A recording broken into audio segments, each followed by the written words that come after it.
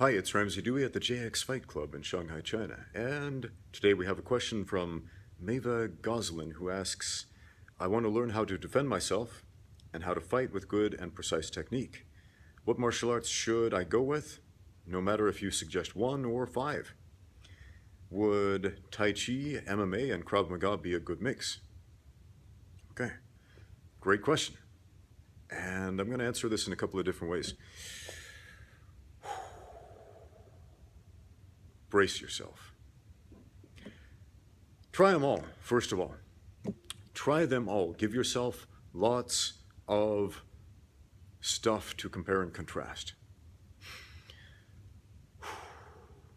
It's not so much the style as it is the gym, the instructors, and your training partners that are going to make the difference. So there are a lot of MMA gyms out there that are great, and there are a lot that are mediocre, and a lot that kind of suck. So just because it has MMA on the label does not necessarily mean it's any good. So try out as many as you can, so you can see the contrast in teaching styles, in training partners, in gym facilities. Those things make a big difference.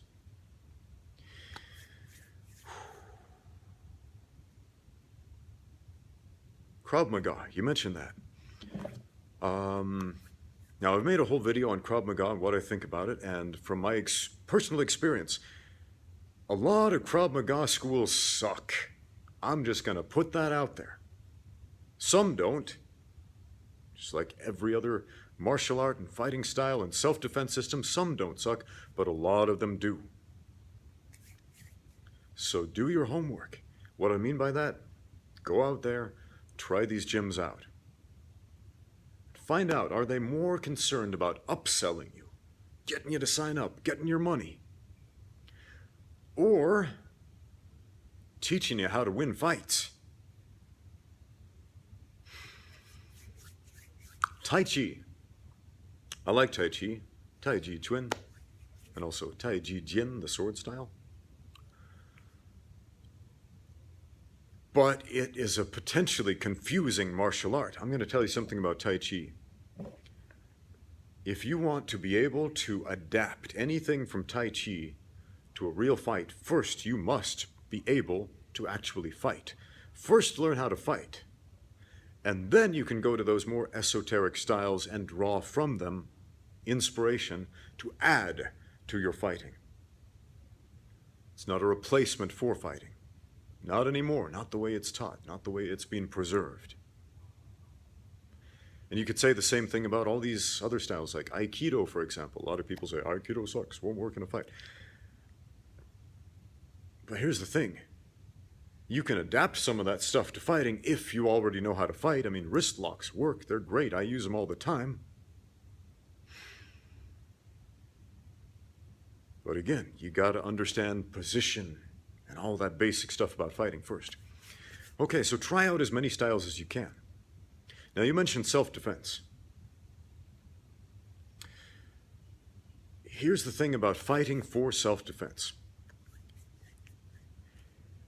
If you're going to use combative methods to defend yourself against violence or potential violence, you must excel at violence. So make sure you are being brutally honest about your training. Make sure that your gym, your instructors, your coaches, and your training partners are being brutally honest about what that is, the mastery of violence. Now, self-defense is about so much more than just violence. A lot of people out there say, well, the first thing you should be aware of is situational awareness. And sure, yeah, absolutely. Be aware of your surroundings and all that stuff. But when push comes to shove, sometimes life just throws a fight at you. Or life throws a potentially violent situation at you. And so we're left with 4 basic steps: fighting, fleeing, posturing, and submission. And we can use any 4 of those at any time to end or remove ourselves from violence. but we have to excel at them. Posturing is all the spoken and unspoken stuff we do to try to convince the other person that we are not worth their time, that we are too tough, too big, too much trouble. It can be as little as walking with actual good posture, chest out, head held high. A person walking down the street like that is significantly less likely to be chosen as an easy target than somebody slumped over, looking scared and timid and shy. It's not a foolproof plan. Nothing is. But it is something.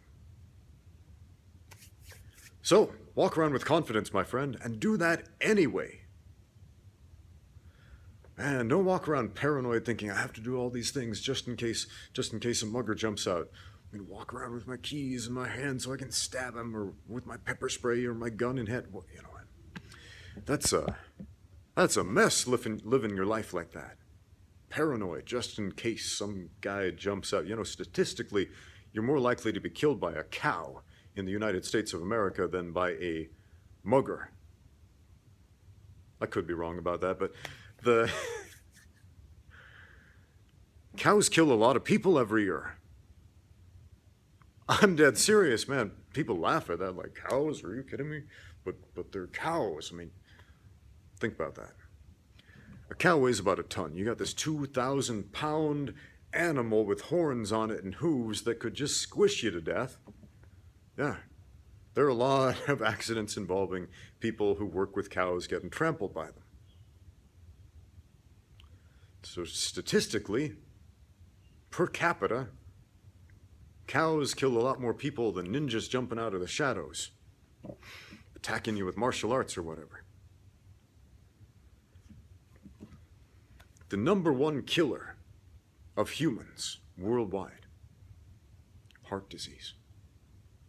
Heart failure eventually kills us all.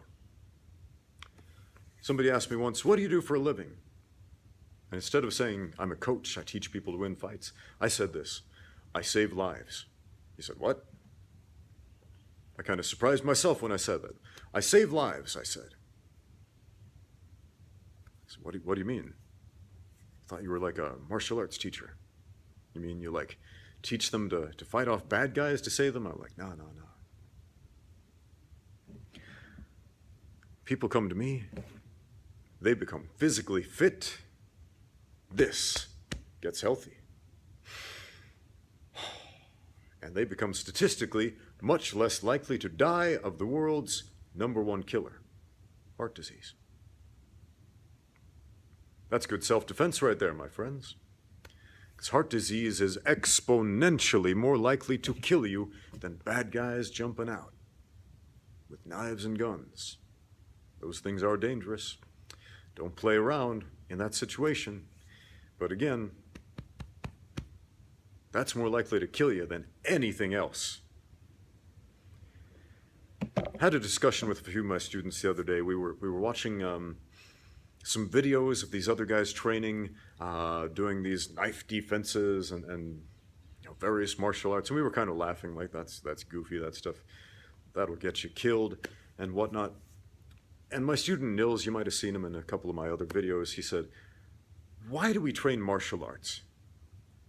I mean, if we're legitimately afraid of being attacked by, some guy who jumps out at us, we would carry a weapon around with us at all times. Why do we train martial arts? Because it's fun. Because it's fun. You know why I got into martial arts in the first place? Well, because I got beat up by bullies when I was a kid, at school. And in my childhood mind, I thought, if only I knew how to fight, because I saw movies like Bruce Lee's films and The Karate Kid, where this underdog, this little guy, learned martial arts, and he was able to fight back and triumph against the bullies. And my childhood mind translated that into, that's the way. That's the only way. It's not the only way, but it's the way that I went. Why? Because, to be honest right now, it looked fun.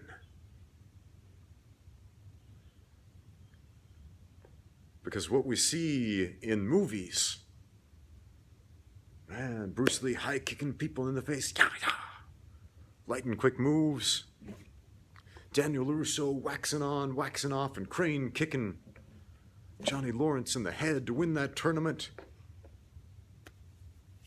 and gain the respect of his former bully. Every child's dream right there. That is the dream of every kid who's ever been picked on. Seen the new Cobra Kai series, the continuation of the Karate Kid? Mild spoiler alert. There's a scene where this kid who has been learning karate goes to school, confronts his former bullies, and beats the crap out of them all in the lunchroom in front of the whole school. And everybody's just like, whoa, that's amazing. And they film it and they post it on social media. And man, that is the dream of every victim, of every bully. To be that guy. Because that's cool, that's fun.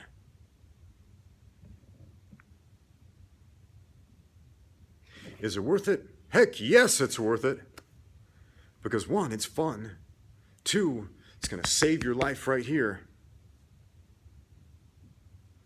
Because man, you don't become a martial artist, not a good one anyway. It is impossible to learn how to fight and fight well without becoming physically fit. And if anybody tells you otherwise, they are lying to you. So many martial artists are terrible athletes. I made a whole video about that. Don't be one of them.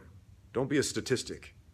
Go to a gym that pushes you to excellence, physical excellence.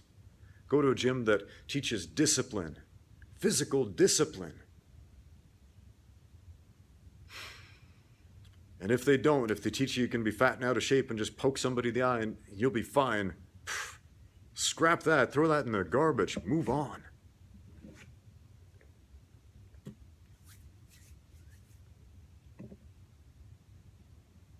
Rule number one about fitness is also rule number one about martial arts. Do something. So whether it's MMA, jiu-jitsu, Krav Maga, whatever, doing something is usually better than doing nothing, because at least you're getting up and moving a little bit. And statistically speaking, a morbidly obese person who gets up and goes for a walk is much less likely to die of heart disease than the morbidly obese person who sits around all day and doesn't take that walk. That's just 5 minutes of walking, right? But you want the most effective, you want the most bang for your buck, so I'm going to give it to you straight. Learn how to grapple. Learn how to grapple, first of all. Why? Because that will teach you position. Position before attack. And a lot of people say, well, you don't want to go to a ground in a street fight. You don't want to go to the ground against multiple opponents. Listen, you're not listening, man. Grappling is not just about dragging people to the floor and twisting them into a pretzel and trying to get them to tap out. Anytime you lay hands on another human being, that is a grappling situation. Look at any set of women's self-defense videos. What do they teach? What if somebody grabs your wrist? What if somebody grabs your throat or your neck or your head or your hair or grabs you around the back? What are those? Those are grappling situations. Somebody grabbing you is a grappling situation.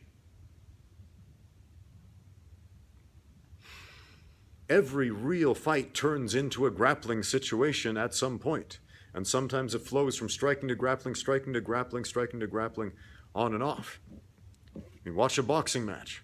What happens? Most strict rules in combat sports. You can only punch above the waist. But what actually happens? They box a little bit, but eventually they tie up. They grapple. They put themselves in a grappling situation. The referee breaks them apart. Because that is what naturally happens when we're close enough to touch somebody. So learn how to grapple first. Learn wrestling. Learn jiu-jitsu. Wrestling for position. Wrestling to know how to handle yourself on your feet in a grappling situation. Jiu-jitsu, to understand how to handle yourself on the ground in a grappling situation. So you understand the 3 S's of guard work. Stand up, sweep, and submission. So those guys who say you don't want to go to the ground against multiple opponents, they are right. You don't. I'm going to tell you how to win a street fight right now. Not how to survive a street fight, not how to run away, but how to win a street fight definitively. Number 1, bring your friends. Number 2, bring weapons. Better weapons.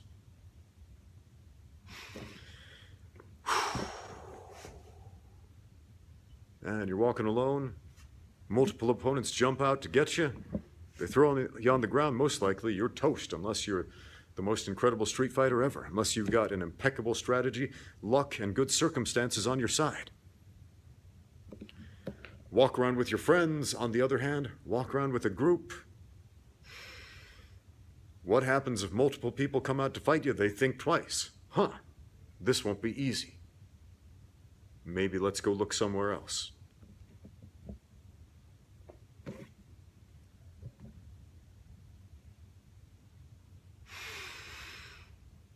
Soak that in.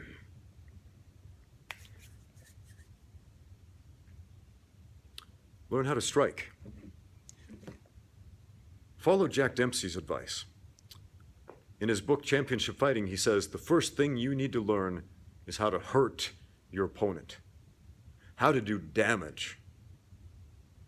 As far as striking goes, yeah, absolutely. Make sure your fists, your hands, whatever weapons you're using, make sure that you are capable of hurting somebody with those. Not annoying them, not tickling them, but hurting. And I'm not talking about pain, I'm talking about damage. There is a massive difference. A big failure in a lot of the self-defense industry is an emphasis on pain compliance. Pain compliance works against wimpy people. Damage works against everybody. If I make your neck uncomfortable, if you're a wimpy person, you may comply. If I break your neck, forget about it. If I strangle you unconscious, forget about it. If I stomp on your foot, ooh, ow, my foot hurts. It's going to work against wimpy people. Man, that's one of the most overrated techniques in self-defense and martial arts in general. And it always shocks me when people say, well, in MMA you can't foot stomp. Heck yes, you can foot stomp. There's no rule against it. There are tons of fights where people have tried to foot stomp. And I'm going to tell you, it's one of the most overrated techniques ever. Never once has a foot stomp stopped a professional fighter. Never once. Never once have multiple foot stomps with the heel on a bare foot. Not a foot reinforced with a sturdy shoe, but a bare foot. Never once has that stopped it. So man, if your martial art is based on pain compliance, it's crap for self-defense. I'm just going to say that. Make sure your martial art is based on position and damage. But again, self-defense is about so much more than fighting. A lot of people say, just run away. If that's your plan, make sure you're good at running. Make sure you run on the regular. Make sure your heart is in good enough condition to do that. Make sure you practice your sprints. Sprint specifically. It's different than just jogging. Sprinting as fast as you can.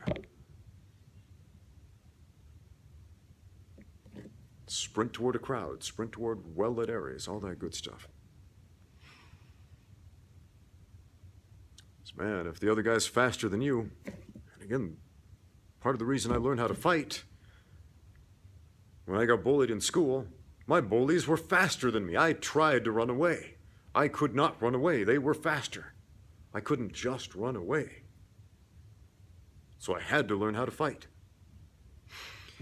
So if we are going to engage in combat, we must excel at combat. If we are going to defend ourselves through running, we must be an expert at sprinting. If we are going to diffuse violence by posturing, we must be an expert at posturing, bluffing. And if our response is to be submission, you can stop a lot of fights by that. That doesn't mean tapping out. I mean, in combat sports, sure it does, but what if some guy comes up to you, gets all up in your face, like, oh, man, I'm going to beat you up. Oh, I'm sorry. Let me get out of your way. I know that hurts your pride, but guess what that usually does? Almost always shuts that fight down. But what if you respond like, oh yeah, I'm going to beat you up? That's how you start a fight. You want to stop a fight, do the opposite. Go straight to submission. Hey, I'm sorry. Let me get out of your way. Let me make it better. Let me make amends. You're right. I'm wrong. It's a hard pill for your pride to swallow, but man, it's going to spare you a lot of damage in the long run. So, to recap, try out all the martial arts you can. And yeah, mix your martial arts. Try out a few different ones. All right, go to a combat sports gym. Learn mixed martial arts. Go to a Muay Thai gym. Learn Muay Thai, right? Learn how to smash people up with your elbows and knees and how to clinch fight and all that good stuff. Learn wrestling. Learn jiu-jitsu. Learn boxing. Try some self-defense centered gyms. Try maybe Krav Maga. Like you said, I haven't had a good experience with it, but go try it for the contrast. Maybe you'll see firsthand, maybe this is a good gym. Maybe these are good training partners. Maybe this is a good coach. Maybe it is a good facility and it's not just a cash grab. And maybe you'll see, pragmatically, these guys don't know what they're talking about. They don't know how to fight. But with the contrast in experience, you'll be able to see. All right, thanks for watching. Get out there and train.